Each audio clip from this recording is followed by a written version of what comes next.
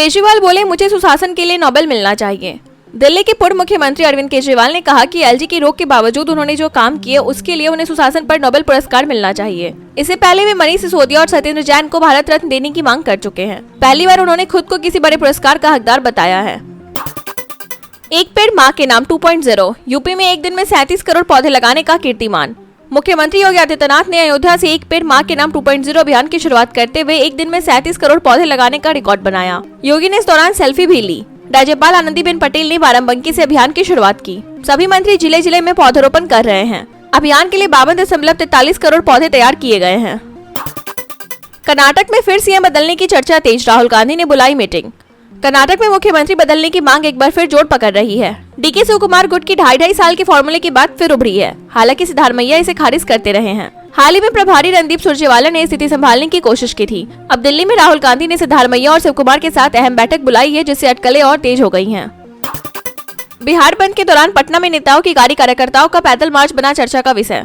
बिहार बंद के दौरान प्रदेश भर में जोरदार प्रदर्शन हुआ। पटना, दरभंगा, कटिहार, खगड़िया और आरा समेत कई जिलों में हंगामे की तस्वीरें सामने आईं। पटना में महागठबंधन के दिग्गज नेता गाड़ियों में बैठकर मार्च करते नजर आए, जबकि उनके कार्यकर्ता पैदल चलकर विरोध जताते रहे। यह दृश्य सोशल मीडिया पर चर्चा का विषय बन गया।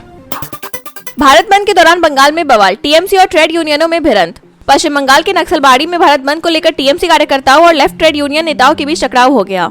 लेफ्ट यूनियनों ने केंद्र की नीतियों को मजदूर विरोधी बताते हुए जादवपुर रेलवे स्टेशन पर ट्रैक जाम कर दिया। एनबीएसटीसी के ड्राइवर हेलमेट पहनकर ड्यूटी पर तैनात है ताकि हिंसा से बचाव हो सके।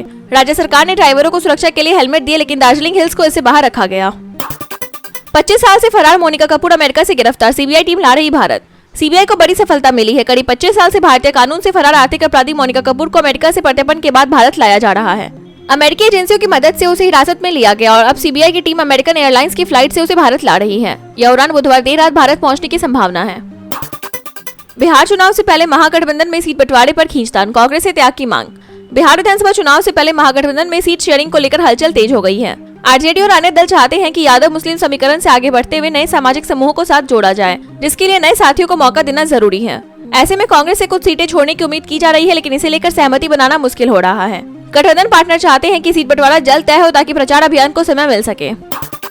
राफेल के एक्स कार्ड से चमका खा गया पाकिस्तान, समझा विमान गिराया। पहलगाम हमले के बाद ऑपरेशन सिंदूर के तहत भारत ने आतंकवाद के खिलाफ कार्रवाई की। इस दौरान राफेल के x card fibre optic decoy system का इस्तेमाल कर भारतीय सैनिकों ने पाकिस्तान को ऐसा भ्रम दिया कि उसने एक राफेल जेट गिरा देने का दावा कर दिया, जबकि सच ये था कि डिकॉय सिस्टम ने दुश्मन के रडार और मिसाइल सिस्टम को पूरी तरह गुमराह कर दिया। प्रदूषण पर चिंतित गडकरी बोले, टिकट बुक कर ही आता हूँ वापस जाने के लिए। केंद्रीय मंत्री नितिन गडकरी ने दिल्ली के प्रदूषण पर चिंता जताते हुए कहा कि वह यहां आने से पहले ही लौटने की टिकट बुक कर लेते हैं। एक कार्यक्रम में उन्होंने बताया कि सड़क निर्माण में अब तक 80 लाख टन कचरे का उपयोग हो चुका है। साथ ही जल संरक्षण के लिए राजमार्गों पर बारिश का पानी संग्रहित करने जैसे उपाय भी अपनाए जा रहे हैं। चीन पाकिस्तान के नजदीकी भारत की सुरक्षा के लिए खतरा, सीडीएस जनरल अनिल चौहान।